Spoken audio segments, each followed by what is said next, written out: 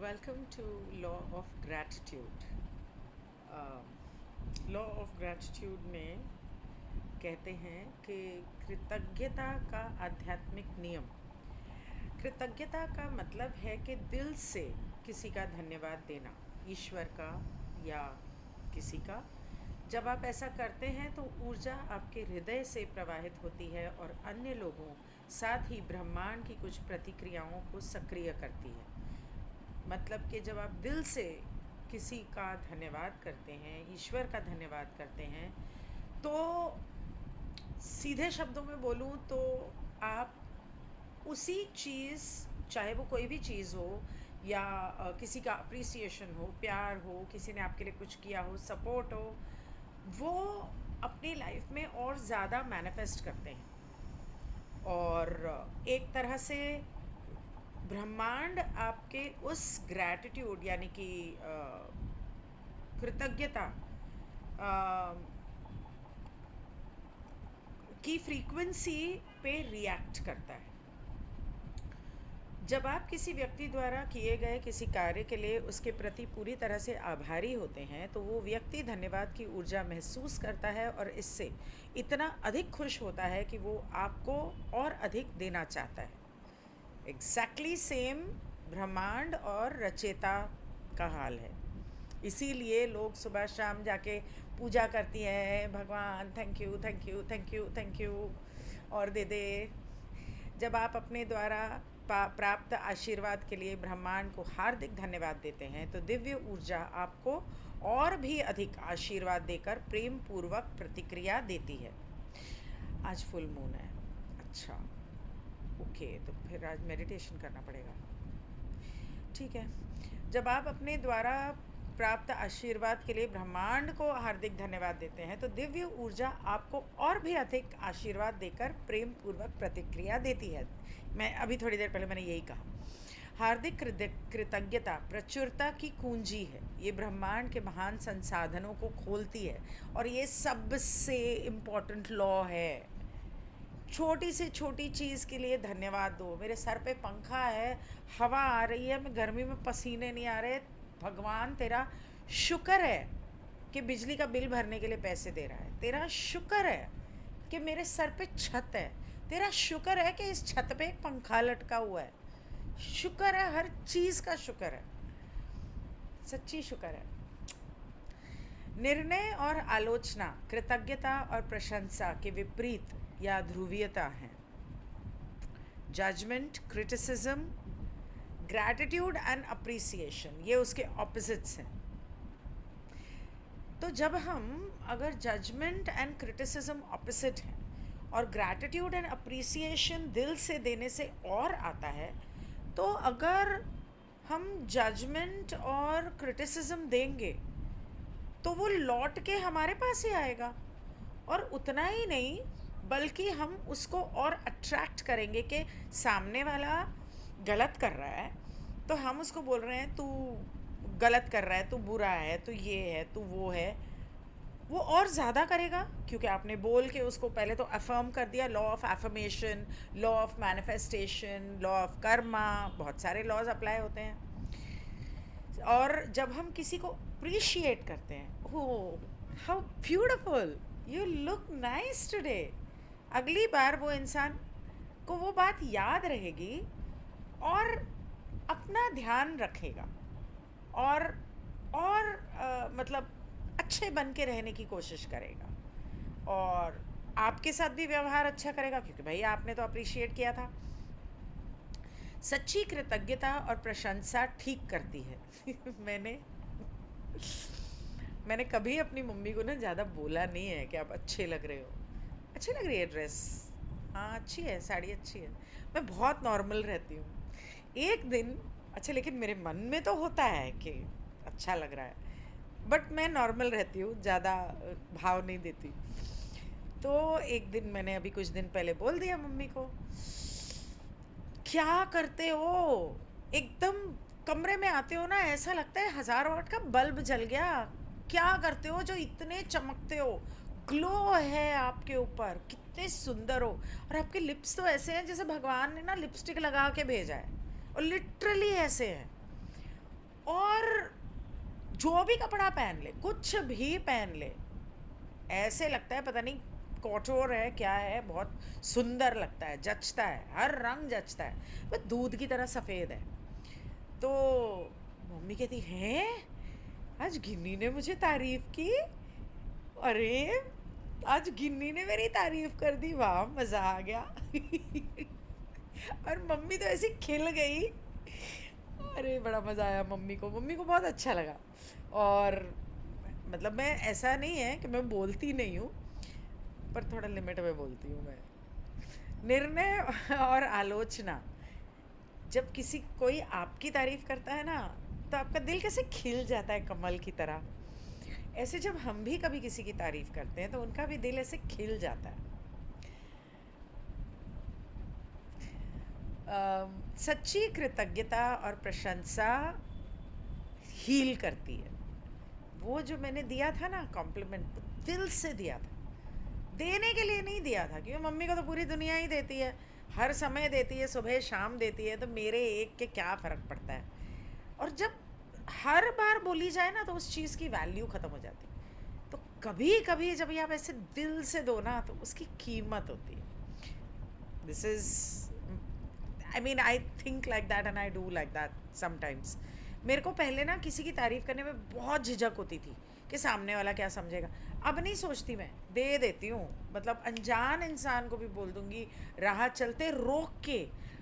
एक बार मेरे को यहाँ पर मिले अशोक खोसला, ओके, यही पास में ही रहते हैं, गज़ल सिंगर हैं, बहुत ही पॉपुलर और बहुत पुराने, मतलब मैं उन्हें तब से तब तो सोशल मीडिया नहीं था फॉलो करने के लिए, कैसेट्स खरीदती थी उनकी और सुनती थी, और गज़लें बड़ी अच्छी गाते थे, और वो तब रहते थे कनाडा में। तो मुझे मिल गए, और मैं ऐसे जाते जाते सुबह सुबह वॉक करने जा रही है, और मैं अरे ये तो अशोक खोसला लग रहे हैं। मैं रुको रुको, सुनो सुनो, सुनना ज़रा, आप अशोक खोसला हैं? तो बोलते हाँ। मैंने कहा हाय, मैं धन्य हो गई आपसे मिलके, मतलब मेरे को आपकी गज़लें इतनी पसंद है और आप क्या गाते हो, मुझे मज़ा ही आ गया।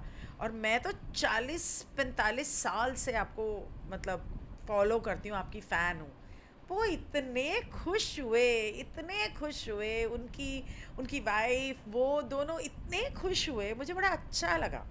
और बहुत बार मैंने देखा है ऐसे लोगों को ना, राह चलते किसी की तारीफ़ कर दो ना, उनका तो दिन बन जाता है, और मुझे वो देख के बड़ा अच्छा लगता है। सॉरी, मैं ज़्यादा बोल गई।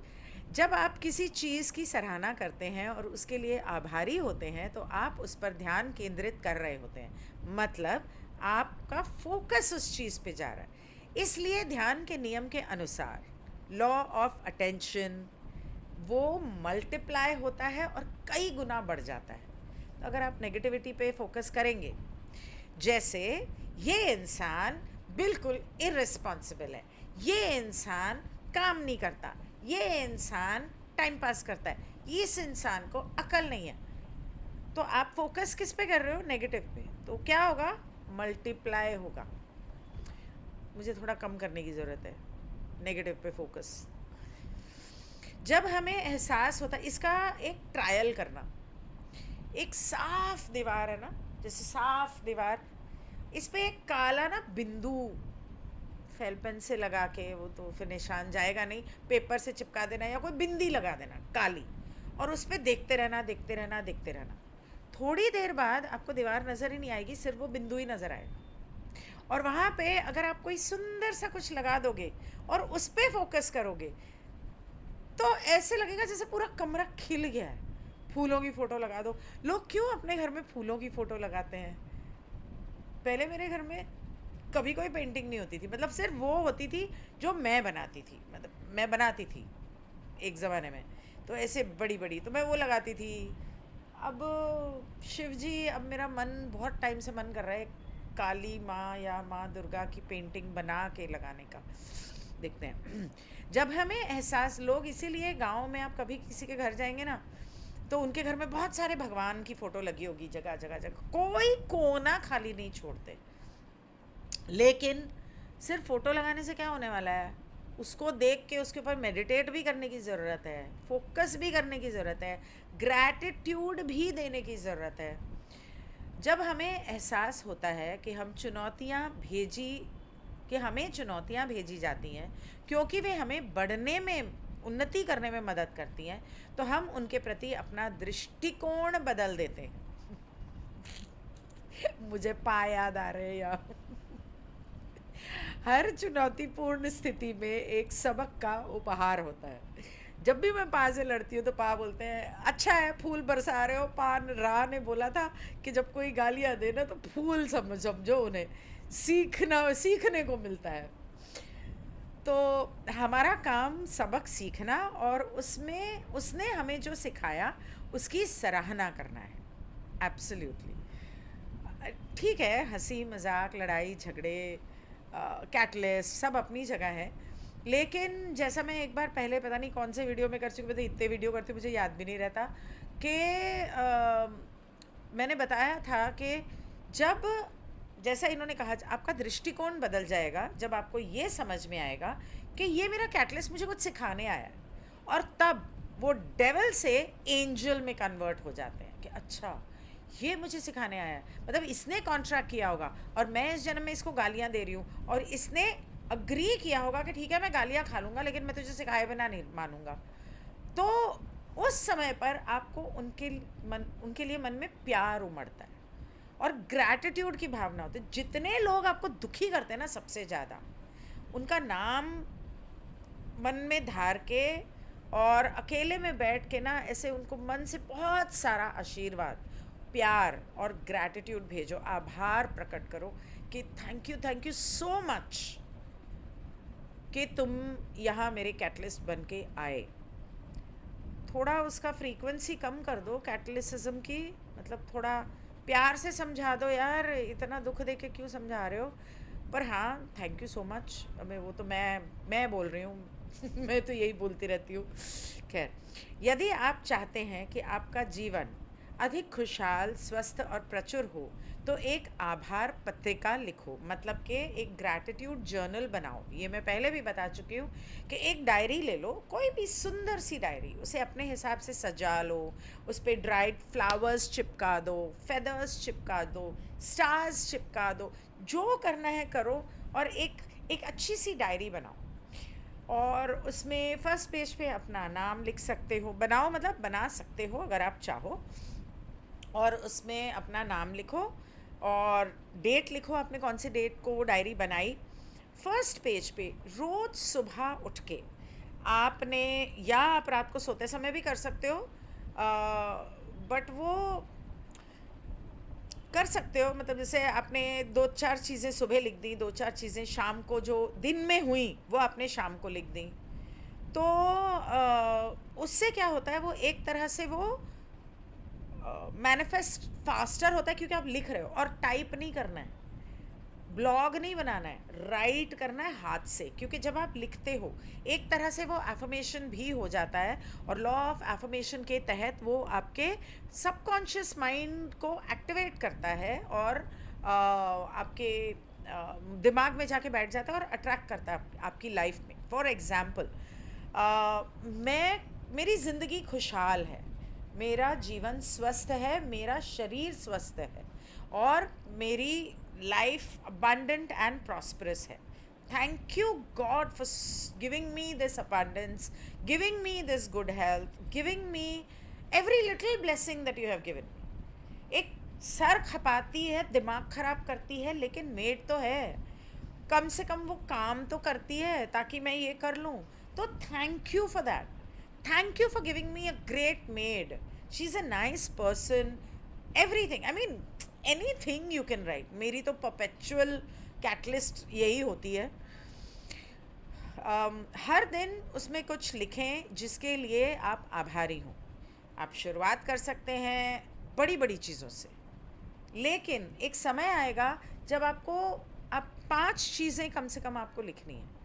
तो रोज़ आप सोचेंगे कि 5 चीज़ें, आज पूरे दिन की 5 चीज़ें मुझे याद करनी है।